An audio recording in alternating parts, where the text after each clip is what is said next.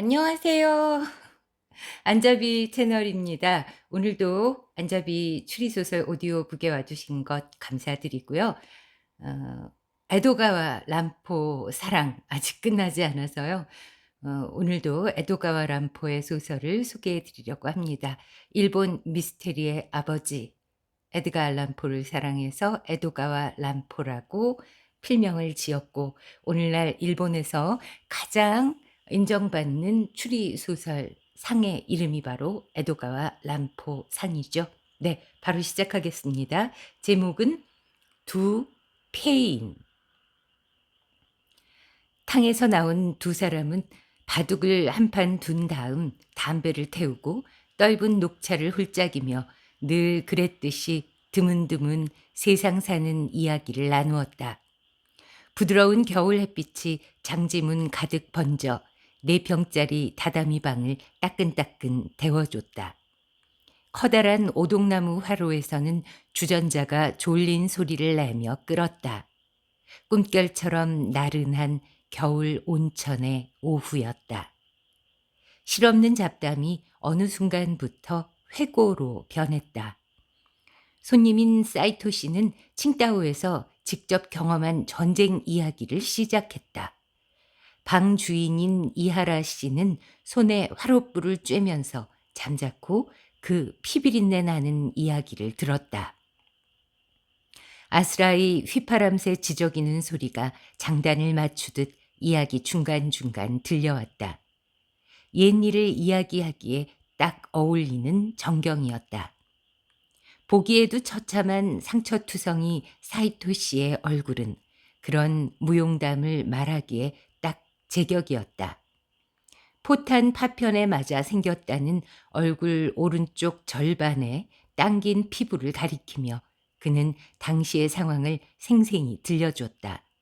온몸에도 칼자국이 셀 수가 없어 겨울만 되면 쑤시는 터라 이렇게 온천 치료를 하러 온다면서 옷을 벗어 오래된 상처를 보여주기도 했다.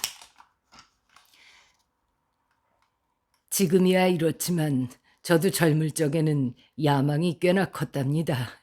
이 꼴이 되고서는 다 끝장이 났지만 사이토 씨는 그런 말로 긴 전쟁 이야기의 결말을 맺었다. 이하라 씨는 이야기의 여운을 즐기듯 한동안 말이 없었다. 이 사람은 전쟁으로 인생이 망가졌어. 피차의 폐인인 거지. 그나마 이 사람은 명예가 있으니 위안이라도 되지. 하지만 난 이번에도 어김없이 오랜 마음의 상처를 떠올린 이하라 씨는 부르르 몸서리쳤다. 몸뚱이에 생긴 오랜 상처로 고민하는 사이토 씨 같은 사람은 그나마 행복한 편이라고 생각했다. 이번에는 어디 한번 제 고백을 들어보시겠습니까? 용맹스러운 전쟁 얘기 뒤끝이라 많이 우울할지도 모르지만요. 차를 새로 따라 한 모금 마시더니 이하라 씨는 큰 결심이라도 굳힌 양 그렇게 말을 꺼냈다. 꼭 듣고 싶은데요. 사이토 씨는 곧바로 대꾸했다. 그리고 무언가를 대비하듯 이하라 씨 쪽을 흘끗 보았다가는 곧장 아무 일도 아니라는 듯이 눈을 깔았다. 이하라 씨는 그 순간 하고 생각했다. 방금 그를 흘끗 본 사이토 씨의 표정이 왠지 낯익었기 때문이다. 그는 사이토 씨를 처음 봤을 때부터 그래봐야 겨우 열흘 전이지만 왠지 두 사람이 전생에 인연이라도 있었던 것처럼 자꾸 마음에 걸렸다. 날이 갈수록 그 느낌은 점점 더 강해졌다.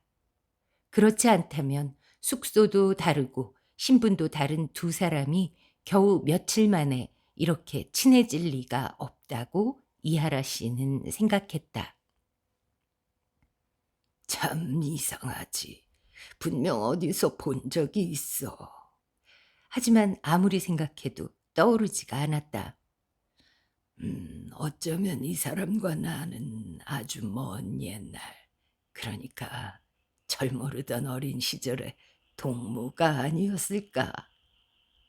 그렇게 생각하면 또 그런 것 같기도 했다. 야, 틀림없이 재밌는 얘기가 나올 것 같은데요? 그러고 보니 오늘은 어쩐지 옛 추억을 떠올리게 만드는 날씨 아닙니까? 사이토 씨가 재촉하듯 말했다. 지금까지 이하라 씨는 부끄러운 자신의 사연을 누구에게도 이야기한 적이 없었다. 오히려 가능하다면 숨기려 했고 자신도 잊으려고 애를 썼다. 그런데 오늘은 웬 변덕인지 문득 털어놓고 싶었다. 글쎄요, 어떤 식으로 얘기를 해야 하나.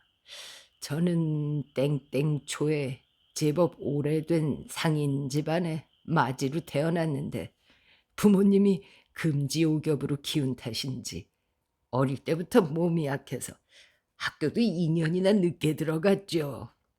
그 밖에는 별탈 없이 초등학교부터 중학교, 그리고 도쿄의 땡땡 대학까지 남들보다 늦기는 했어도 그럭저럭 순탄하게 커갔습니다. 도쿄로 나온 뒤로는 몸도 괜찮아진 데다가 학과가 전공으로 들어서니까 흥미도 생기고 친한 친구도 하나둘 생겨서 불편한 하숙 생활도 나름 즐거웠고 별다른 걱정 없이 학창 생활을 보내고 있었습니다. 돌이켜보면 정말 그 무렵이 제 인생의 꽃이었어요. 그런데 도쿄로 나온 지 1년이 채 안 됐을 무렵이었습니다. 우연한 기회에 저는 무서운 사실 하나를 알게 됐습니다. 여기까지 얘기하더니 이하라 씨는 왜 그러는지 희미하게 몸을 떨었다. 사이토 씨는 피우다만 권련을 화로에 찔러놓고 귀를 기울였다. 어느 날 아침이었어요. 등교를 하려고 몸치장을 하는데 같은 하숙집에 사는 친구가 제 방으로 들어오더군요. 제가 옷을 갈아입기를 기다리면서 어제는 아주 열변을 토하던데 하며 놀리듯 말하는 겁니다. 저는 통 무슨 소린지 모르겠더군요. 열변? 어젯밤에 내가 열변을 토했다. 제가 의아한 얼굴로 반문하자 친구는 느닷없이 배를 잡고 웃으면서 너 혹시 아직 세수도 안 한 거 아니냐 하고 놀리더군요. 무슨 소리냐고 따져 물었더니 전날 밤 늦은 시각에 자고 있는 그 친구 방에 제가 들어가서는 막무가내로 깨우더니 벼랑간 토론을 시작했다는 겁니다. 뭐라더라, 플라톤과 아리스토텔레스의 부인관 비교론인지 뭔지를 유창하게 늘어놓다가는 혼자 짓거리고 싶은 만큼 다 짓거리고 나자 친구의 의견 따위는 들을 생각도 하지 않고 재빨리 나가버렸다더군요. 원 여우한테 홀린 것 같았죠. 너야말로 꿈꾼 거 아니냐? 난 어젯밤에 일찌감치 자리에 누워 방금 전까지 쿨쿨 잤는데 무슨 소리냐 하니까 친구는 꿈이 아니라는 증거가 있다는 거예요. 네가 돌아간 뒤에 나는 잠이 오지 않아 책까지 읽었고 무엇보다 분명한 건 보라고 이 엽서 그때 쓴 거야. 꿈에서 엽서를 쓰는 사람도 있냐 하고 정색을 하며 주장하는 겁니다. 그런 식으로 입씨름을 하다가 그날은 결국 흐지부지한 채 학교로 갔는데 교실에 가서 강사가 오기를 기다리는 사이에 친구가 심각한 눈으로 너 잠결에 일어나 다니는 버릇이 있는 거 아니냐고 묻더라고요. 그 말을 듣자 저는 뭔가 무서운 장면과 딱 마주친 것처럼 저도 모르게 심장이 철렁했어요. 분명 그런 버릇이 있었거든요. 어릴 때부터 곧잘 잠꼬대를 했다고 하던데 누가 그 잠꼬대를 놀리기라도 하면 제가 자면서 또렷하게 대꾸를 했다고 해요. 그래 놓고 아침이 되면 전혀 기억을 못하는 거죠. 희한하다고 해서 이웃까지 소문이 자자했을 정도죠. 하지만 그건 초등학생 때 일이고 큰 뒤로는 까맣게 잊고 있었는데 친구의 말을 듣고 보니 아무래도 어릴 적의 나쁜 버릇과 전날 밤의 일이 관계가 있는 것 같은 거예요. 그 말을 하니까 그게 재발한 거로구나. 말하자면 일종의 몽유병이지 하면서 친구가 안 됐다는 듯 말하더군요. 저는 걱정이 되기 시작했어요. 몽유병이 어떤 병인지 확실히는 알지 못했지만 몽중유행, 이혼병, 혼이 떠나간다 이겁니다. 그리고 또 몽중범죄 같은 단어들이 소름 끼치게 떠오르더군요. 무엇보다 젊었던 저로서는 잠결에 엉뚱한 짓을 하고 다닌다는 사실이 이 창피해서 못 견디겠더라고요. 그런 일이 종종 또 일어나면 어쩌나 싶어서 마음이 제 마음이 아니었습니다. 그 일이 있고 2, 3일 뒤에 저는 용기를 내서 아는 의사를 찾아가 상담을 했죠. 그런데 의사 말이 아무래도 몽중유행증인 모양인데 한번 발작한 걸로는 그리 걱정할 필요가 없다고, 신경을 쓰면 오히려 병이 악화될 뿐이니 될수록 느긋하게 규칙적인 생활하고 건강이나 단단히 챙기라고 하더군요. 마음을 가라앉히면 자연스럽게 병도 나을 거라고요. 저도 별 수 없이 그냥 돌아섰지만 불행히도 저라는 인간은 타고나기를 신경과민인지라 한번 그런 일이 일어나자 이만저만 걱정이 아니라 공부가 손에 잡히질 않았습니다. 제발 이번을 끝으로 재발하지 말아야 할 텐데 하며 당신 매일같이 벌벌 떨었는데 다행히도 한 달가량은 무사히 지나갔어요.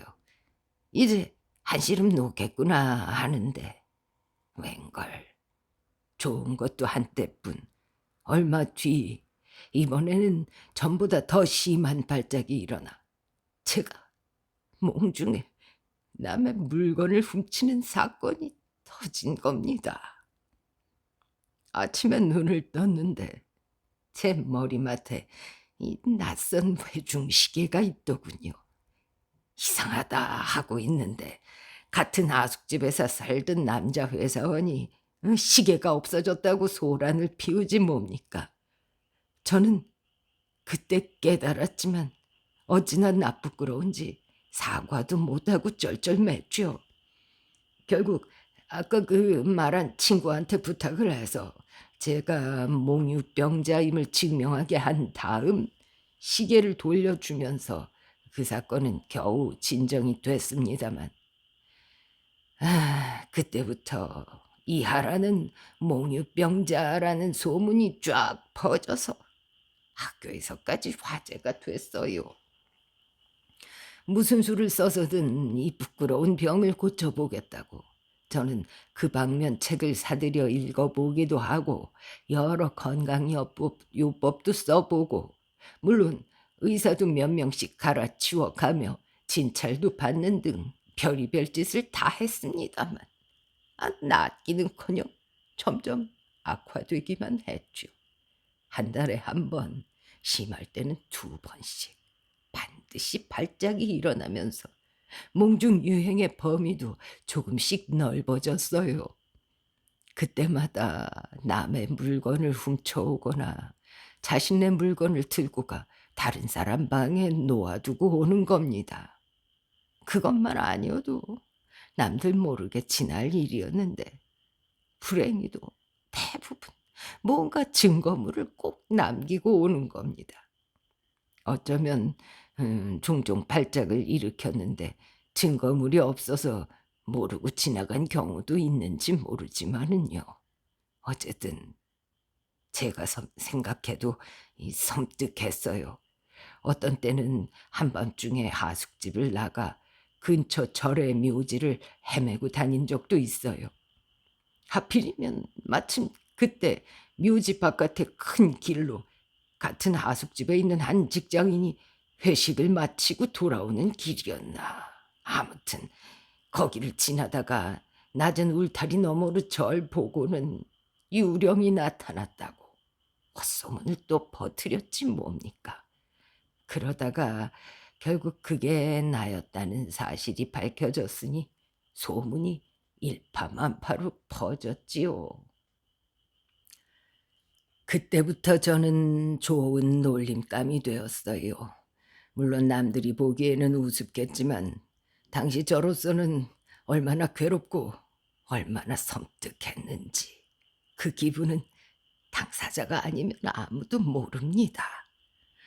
처음에는 오늘 밤에도 실수를 하지는 않을지, 오늘 밤에도 잠에 취해 돌아다니는 건 아닐지 그게 몹시 무서웠는데 차츰 단순히 잠을 자는 행위 자체가 무서워졌죠. 아니, 잠을 자건 자지 않건 밤이면 이부자리에 들어가야 한다는 사실이 위협으로 느껴지기 시작했습니다. 바보 같은 소리지만 나중에는 내게 아니더라도 이불만 보면 아주 진저리가 나더군요. 평범한 사람들한테는 하루 중 가장 아늑한 휴식 시간이 저에게는 가장 고통스러운 시간이었습니다. 이 무슨 불행한 발자란 말입니까? 게다가 이 발작이 일어나기 시작했을 때부터 저에게는 한 가지 심히 걱정되는 일이 있었습니다.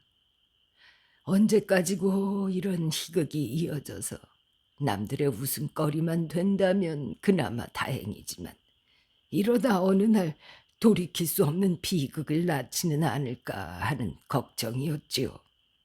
저는 아까도 말씀드렸듯이 몽유병에 관한 책을 모조리 수집해서 수십 번을 읽었던지라 몽유병자의 범죄 실례도 많이 알고 있었습니다. 그 중에는 소름 끼치도록 비비린내 나는 사건도 수없이 많았죠. 소심한 저는 그게 얼마나 걱정이 됐든지 이불만 봐도 기분이 나빠졌던 겁니다. 마침내 이렇게는 지낼 수 없다는 생각이 들더군요. 차라리 학교를 때려치우고 고향에 돌아가야겠다고 결심했어요. 그래서 어느 날 그때가 최초 발작이 일어난 때부터 벌써 반년 남짓 남은 때였는데 반년 남짓 지난 때였는데 부모님께 긴 상담 편지를 보냈어요. 그리고 답장을 기다리는 사이에 이게 웬일입니까? 제가 그토록 무서워하던 일이 끝내는 실현되고 말았습니다. 제 인생을 엉망진창으로 파괴시킬 돌이킬 수 없는 비극이 일어난 거예요. 사이토 씨는 꼼짝도 하지 않고 이야기를 들었다. 그의 눈은 이야기에 흥미를 느낀다기보다는 그 이상의 무언가를 말하는 것처럼 보였다. 정월 대목 때도 한참 지난 온천은 손님이 많지 않아 절간처럼 조용했다. 작은 새 지저귀는 소리도 더는 들려오지 않았다. 속세에서 멀리 떨어진 세계에서 두 명의 폐인은 심상찮은 긴장감 속에 마주하고 있었다. 도무지 잊어먹지도 않는 지금부터 꼭 20년 전 가을이었습니다. 아주 옛날입니다만 아침에 일어나 보니 왠지 모르게 집안이 술렁거리는 거예요. 지은 죄가 있는 저로서는 또 무슨 실수를 했나 하는 불쾌한 기분이 곧바로 들었죠. 잠시 누워서 상황을 살피는데 아무래도 예산 일이 아닌 것 같더라고요. 뭐라 표현할 수 없는 무서운 예감이 등줄기를 타고 스멀스멀 기어 올라오는 겁니다. 전 겁에 질려 방 안을 쭉 둘러봤습니다. 어째 방이 좀 이상하더군요. 전날 밤 제가 잠자리에 들었을 때와는 어딘가 모르게 달라졌다는 기분이 드는 겁니다. 일어나서 자세히 둘러보자 역시 이상한 물건이 눈에 들어왔습니다. 방문 쪽에 웬 작은 보따리가 있는 게 아닙니까? 왜 그랬을까요? 전 그걸 본 순간 느닷없이 그 보따리를 들어서 벽장 속에 던져 넣어버렸어요. 그리고 벽장문을 닫고는 도둑처럼 사방을 살피면서 안도의 한숨을 내쉬었죠. 마침 그때 소리도 없이 문이 열리더니 친구 하나가 목을 쓱 들이밀었습니다. 작은 목소리로 야, 난리 났어 하고 심상치 않은 일이라도 벌어진 듯 속삭이더군요. 방금 전에 제 행동을 들켰나 싶어 초조한 마음에 대답도 못하고 있으려니 노인이 살해됐어. 어젯밤에 강도가 들었나 봐. 얼른 좀 나와봐. 이렇게 속삭이더니 나가버리더군요. 그 말을 듣자 저는 숨이 꽉 막혀 한동안은 꼼짝없이 얼어붙어 있다가 간신히 정신을 차리고 상황을 살피러 방을 나갔습니다. 제가 뭘 보고 뭘 들었을 것 같습니까? 그때 그 형언할 수 없는 이상야릇한 기분은 20년이 지난 지금까지도 바로 어제 일처럼 생생하게 떠오릅니다. 그 중에서도 죽은 노인의 그 끔찍한 얼굴은 자나깨나 눈앞에 아물거려 떠나지가 않아요. 이하라 씨는 공포에 질린 듯 사방을 둘러봤다. 사건을 대강 간추려 말씀드리자면 전날 밤에 마침 아들 부부가 친척집에 가서 묵게 되어 하숙집 주인인 노인이 혼자 현관 옆 방에서 자고 있었답니다. 항상 일찍 일어나는 노인이 그날따라 늦잠을 자기에 가정부 한 사람이 이상하다 싶어서 그 방을 들여다봤더니 노인은 걸치고 있던 플란넷 잠옷으로 목이 졸려 차디차게 식은 채 이불 안에 반드시 누워 있었던 겁니다. 조사 결과 범인은 노인을 죽인 다음 노인의 쌈지에서 열쇠를 꺼내 장롱 서랍을 열고 그 안에 있던 소형 금고에서 거액의 채권과 증권을 훔쳐갔음이 밝혀졌습니다. 그 하숙집은 밤늦게 돌아오는 손님들을 위해 노상 문을 열어놓는 터라 도둑이 침입하기 딱 좋았지만 살해당한 노인이 용케도 잠귀가 아주 밝아서 다들 별일이야 있겠냐고 마음을 놓고 있었죠. 현장에서는 딱히 눈에 띄는 단서도 발견되지 않은 모양인데 다만 한 가지, 노인의 머리맡에 지저분한 손수건이 한 장 떨어져 있었고 경찰 관리가 가지고 갔다고 하더군요. 잠시 뒤 저는 제 방에 돌아왔습니다만 방의 벽장 속에는 아시다시피 아까 그 보따리가 들어있지 않습니까? 보따리를 풀었는데 만약 살해당한 노인의 재산이라도 나온다면 그때 제 심정이 어땠겠습니까? 정말 벼랑 끝에 몰린 심정이었죠. 명줄이 바싹바싹 줄어드는 심정으로 저는 오랫동안 벽장문을 열지 못한 채 우뚝 서 있다가 마침내 결심을 하고 보따리를 꺼내 풀어보았습니다. 그 순간 저는 아찔한 현기증과 함께 한동안 넋을 잃고 말았습니다. 있었던 거예요. 그 보따리 속에 분명 채권과 증권이 들어있었어요. 현장에 떨어져 있던 손수건 역시 내 물건임이 나중에 밝혀졌죠. 결국 저는 그날 바로 자수를 했습니다. 온갖 관리들의 수많은 취조를 받은 끝에 생각만 해도 몸서리 쳐지는 미결감에 수용됐습니다.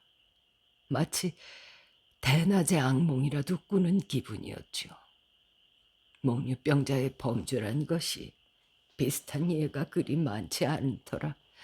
전문의의 감정이며 하숙집 사람들의 증언까지 온갖 번잡스러운 조사가 이루어졌는데 제가 꽤 떵떵거리는 집의 아들이라 돈을 목적으로 살인을 저지를 리는 없다는 것도 밝혀졌고 제가 몽유병자라는 사실은 친구들의 증언 따위로 명백해진 데다 고향에서 아버지가 상경해 변호사를 2명이나 고용해 애를 써주셨고 처음 제 몽유병을 발견한 친구, 이 친구 이름이 기무라라고 하는데 기무라가 학우들을 대표해서 열심히 구명운동도 해주는 등 여러모로 저에게 유리한 정상이 잠작됐던 모양입니다.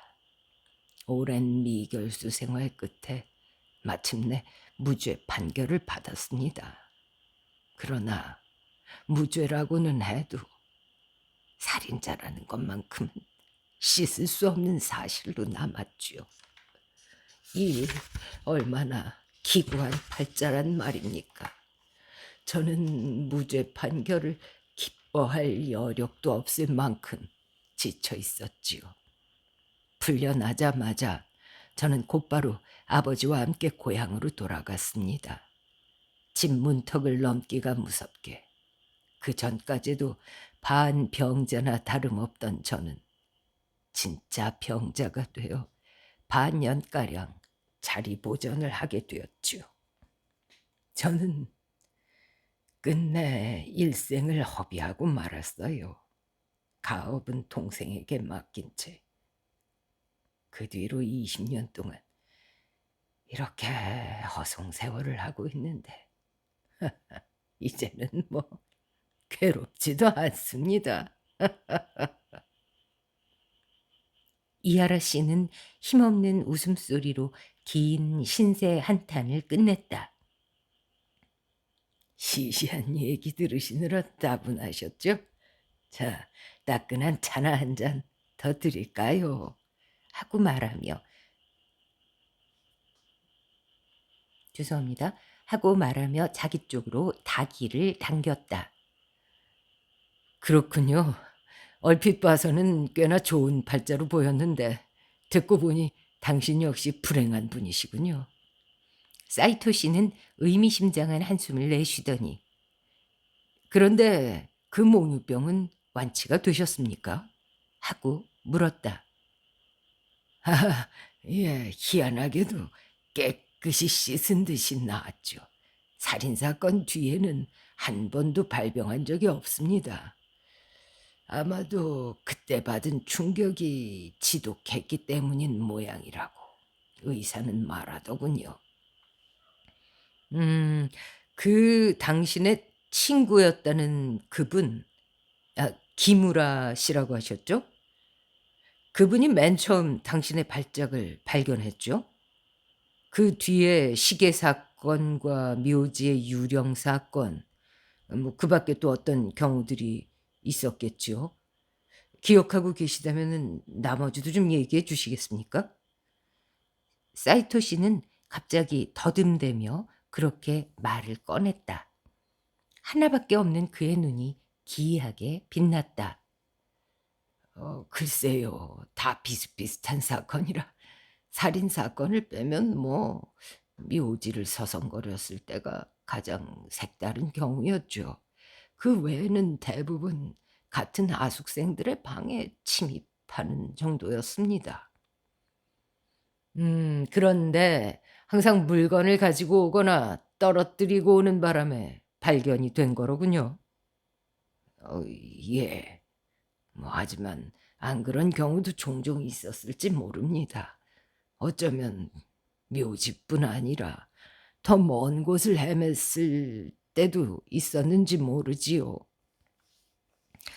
맨 처음 기무라라는 친구와 토론을 하셨을 때, 그리고 묘지에서 직장인인 하숙생이 목격했을 때 말고 다른 사람들한테 목격당한 적은 없습니까? 아니요. 그들 외에도 잔뜩 있었던 모양이에요. 한밤중에 하숙집 복도를 돌아다니는 발소리를 들었다는 사람도 있고, 다른 사람 방에 침입하는 장면을 목격한 사람도 있다고 하고. 어, 그런데 왜 그런 질문을 하시는지요? 어쩐지 이 취조라도 받는 기분이군요. 이하라 씨는 너털 웃음을 터뜨리긴 했지만 내심 기분이 나쁜 것은 사실이었다. 이런 죄송합니다. 결코 그럴 생각은 아니었습니다만 당신 같은 인품을 가진 분이 아무리 꿈결이기로서니 그런 무서운 짓을 했다는 게 도저히 믿어지지가 않아서요. 게다가 한 가지 아무리 생각해도 미심쩍은 점이 있습니다. 부디 역정내지 말고 들어주세요. 자, 이렇게 장애를 갖고 세상을 등지고 살다 보면 무슨 일이든 의심부터 하게 되거든요. 혹시 이런 생각 해보신 적 없습니까? 몽유병자는 본인의 증세를 결코 본인이 알지 못합니다. 한밤중에 돌아다니거나 말을 해놓고도 아침이 되면 까맣게 잊어버리죠. 결국 남이 가르쳐 줘야 비로소 내가 몽유병자인가 하고 생각하게 되지 않습니까? 의사의 말로는 육체적으로도 여러 징후를 보인다고는 하지만 그 역시 극히 막연해서 발작이 일어난 다음에야 진단을 내릴 수 있을 거란 말이죠. 제가 의심이 많은 성격이라 그런지도 모르지만 당신은요, 자신의 병을 너무 쉽게 믿은 것 같군요. 이하라 씨는 뭔가 정체를 알 수 없는 불안감을 느끼기 시작했다. 그 불안은 사이토 씨가 방금 한 말에 유래한 것이라기보다는 오히려 보기에도 끔찍한 상대의 외모에서, 그 외모 뒤에 감춰진 누군가에게서 유래한 불안이었다. 그는 애써 감정을 억누르며 대답했다. 물론 저도 첫 발작 때는 그런 의심도 해봤죠. 아니기를 간절히 바랐고요. 하지만 오랫동안 끊임없이 그런 발작이 일어난다면 당신도 그런 식의 위안만 하고 있을 수는 없을 겁니다. 하지만 당신은 한 가지 중대한 사실을 깨닫지 못하는 것 같은데요. 당신의 발작을 목격한 자가 적다는 사실 말입니다. 아니, 끝까지 따져보면 결국 한 사람뿐이었다는 사실 말이에요. 이하라 씨는 상대가 얼토당토하는 공상을 하고 있음을 깨달았다. 평범한 사람으로서는 감히 상상도 하지 못할 무서운 공상을. 한 사람이라니요. 아니, 절대 그렇지 않습니다. 방금도 말씀드렸다시피 제가 남의 방에 들어가는 뒷모습을 보거나 복도를 걷는 발소리를 들은 사람이 몇 명이나 되는걸요. 게다가 묘지 같은 경우, 그 이름은 잊어버렸지만 한 회사원이 똑똑히 목격하고 저에게 그 사실을 말해주기까지 했습니다. 그뿐이 아니라 발작이 일어날 때마다 반드시 남의 물건이 내 방에서 나오거나 내 소지품이 엉뚱한 장소에 떨어져 있기도 했으니까 의심할 게 없지 않습니까? 물건에 발이 달려서 저 혼자 이동을 했을 리는 없으니까요. 아니, 그렇게 발작이 일어날 때마다 증거물이 남았다는 점이 도리어 수상합니다. 생각해 보세요. 그 물건들은 꼭 당신이 아니라도 누구 다른 사람이 슬쩍 위치를 바꿔두었을 가능성도 있으니까요. 그리고 목격자가 아주 많았던 것처럼 얘기하시지만 묘지의 경우도 그렇고 그 밖에 뒷모습을 봤다는 얘기도 모두 모호한 구석이 있어요. 당신이 아닌 다른 사람을 봤지만 몽유병자라는 선입견 때문에 깊은 밤에 수상한 사람 그림자를 보면 곧바로 당신이라는 결론을 내렸던 걸지도 모르죠. 그런 때에 잘못된 소문 좀 퍼뜨린다고 누가 비난할 리도 없는 데다 하나라도 더 새로운 사실을 보고하는 것이 무슨 공이라도 되는 양 여기는 것이 사람의 심리니까요. 자, 이렇게 생각해 보면 당신의 발작을 목격했다는 몇몇 사람들이나 수많은 증거물들은 모두 어떤 한 사람의 속임수에서 비롯되었다고 볼 수도 있지 않을까요? 아주 기막힌 속임수이기는 합니다. 하지만 아무리 기막힌 솜씨의 속임수라 해도 속임수는 속임수니까요. 이하라 씨는 어안이 벙벙한 듯 멍하니 상대의 얼굴을 바라봤다. 너무도 기막힌 말에 그는 생각을 정리할 힘을 잃은 사람처럼 보였다. 제 생각을 말씀드리자면 그건 그 기무라라는 친구의 주도 면밀한 계획하에 조작된 속임수일지도 모르겠습니다. 모종의 이유로 그 하숙집의 늙은 주인을 없애야겠다, 감쪽같이 죽여야겠다고 생각한 거죠. 하지만 제 아무리 교묘한 방법으로 죽인다 해도 살인이 벌어진 이상 반드시 살인자가 나와야만 일이 수습이 될 테니 누구 다른 사람을 자기 대신 살인자로 만들어야 했습니다. 그 사람한테는 가능한 한 피해를 덜 주는 방법으로. 만약 말입니다. 그 기무라라는 사람이 그런 처지였다고 가정했을 때 당신처럼 남의 말을 잘 믿고 소심한 사람을 몽유병자로 만들어 한바탕 연극을 꾸며보겠다는 생각은 정말 나무랄 데 없이 좋은 방법 아니었을까요? 먼저 이렇게 가정을 한 뒤 그게 이론적으로 가능한지 한번 따져봅시다. 자, 그 기무라라는 사람은 기회를 봤다가 당신한테는 있지도 않은 날조된 얘기를 들려줍니다. 마침 당신은 어린 시절 잠결에 무의식적인 행동을 하던 버릇이 있었기 때문에 그 계획이 뜻밖에도 아주 큰 효과를 거두었다고 칩시다. 기무라 씨는 다른 하숙생들의 방에서 시계며 다른 물건들을 훔쳐낸 다음 당신이 자고 있는 방에 놔두거나 몰래 당신의 물건을 훔쳐내어 다른 곳에 떨어뜨려 놓기도 하고 자신이 당신인 척하면서 묘지나 하숙집 복도 따위를 걸어 다니는 등 온갖 수법을 다 써서 당신이 몽유병자라는 거짓 믿음을 한층 더 깊어지게 합니다. 한편 당신의 주위 사람들이 그 말을 믿도록 만들기 위해 갖가지 선전도 하는 거죠. 이렇게 당신이 몽유병자라는 사실을 본인은 물론이요, 주위 사람들까지 철석같이 믿도록 만든 다음 가장 좋은 때를 노렸다가 기무라 씨 자신이 노리던 노인을 살해하는 겁니다. 그리고 당신 방에 그 재산을 몰래 넣어두고 미리 훔쳐두었던 당신의 소지품을 현장에 남겨두었다고 상상하는 편이 논리적이라고 생각하지 않습니까? 어디 하나 이치에 맞지 않는 구석이 없지 않습니까? 그리고 그 결과는 당신의 자수지요.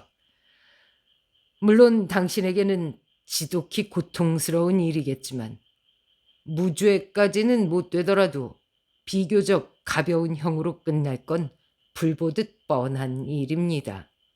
혹시 다소간 형벌을 받는다 해도 당신으로서는 병 때문이니 진짜 범죄만큼 마음이 괴롭지는 않을 겁니다. 적어도 김우라 씨는 그렇게 믿었겠죠. 딱히 당신한테 적의가 있지는 않았으니까요.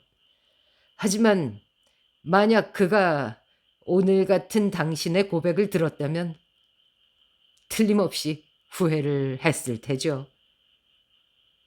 아, 이거 뜻하지 않은 실례를 한 것 같습니다. 부디 언짢게 생각하지는 말아 주십시오.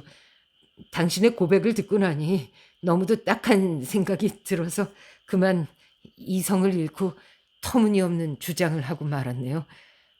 하지만 당신의 마음을 20년 동안이나 고통스럽게 했던 그 사건도 이런 식으로 생각하고 보면 한결 마음이 가벼워지지 않겠습니까? 물론 제가 말씀드린 내용은 어디까지나 억측일지도 모릅니다. 하지만 설령 억측이라 하더라도 그렇게 생각하는 편이 이치에도 맞으면서 당신의 마음이 편해지는 것이라면 그걸로 좋은 게 아닐까요? 기무라라는 사람이 왜 노인을 죽여야 했는가 하는 부분에 대해서는 제가 기무라 본인이 아닌 이상 도저히 알 길이 없지만 틀림없이 차마 말 못할 깊은 사연이 있었겠죠. 이를테면 그렇죠. 복수였다든가.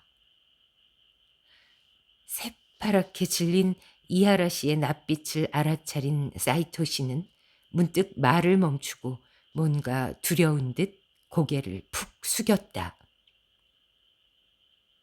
두 사람은 그렇게 오랫동안 마주 앉아 있었다. 겨울 해는 빨리도 저물었다. 장지 너머 햇살이 기운을 잃어 방 안에는 으스스한 찬 기운이 돌기 시작했다. 마침내 사이토 씨는 쭈뼛쭈뼛 인사를 하더니 도망치듯 돌아갔다. 이하라 씨는 그를 배웅할 생각도 하지 않았다.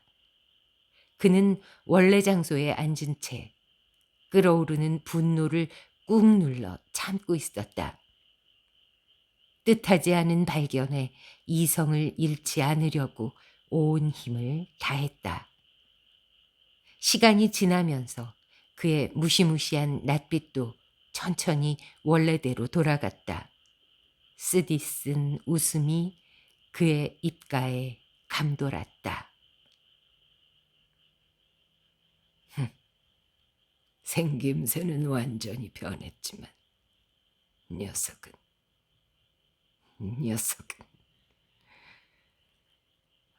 하지만 설령 저놈이 기무라 본인이라 한들 대체 내가 뭘 근거로 복수를 한단 말인가? 나라는 어리석은 놈은 저 사내의 건방진 연민을 그저 속수무책으로 고맙게 삼킬 수밖에 없단 말인가? 이하라 씨는 자신의 어리석음을 뼈저리게 깨달았다. 동시에 참으로 기가 막힌 기무라의 영리함을 미워하기보다는 오히려 찬미할 수밖에 없었다. 네, 편집실에서 만들면 여기서 딱 음악이 나올 텐데 아쉽지만 이렇게 마무리를 해야겠습니다. 뭐야, 이거 많이 보던 스토리인데 하고 좀 아쉬워하는 분들도 계실 수 있을 것 같은데요. 이게 원조입니다. 우리나라 추리 작가들도 일본 추리 소설의 아버지라고 불리는 에도가와 람포 소설에서 엄청나게 많이 그 윤색했달까요? 뭐 음악으로 치자면 살짝 표절을 했달까요? 아무튼 아이디어를 많이 얻어와서 만들었으니까요. 네.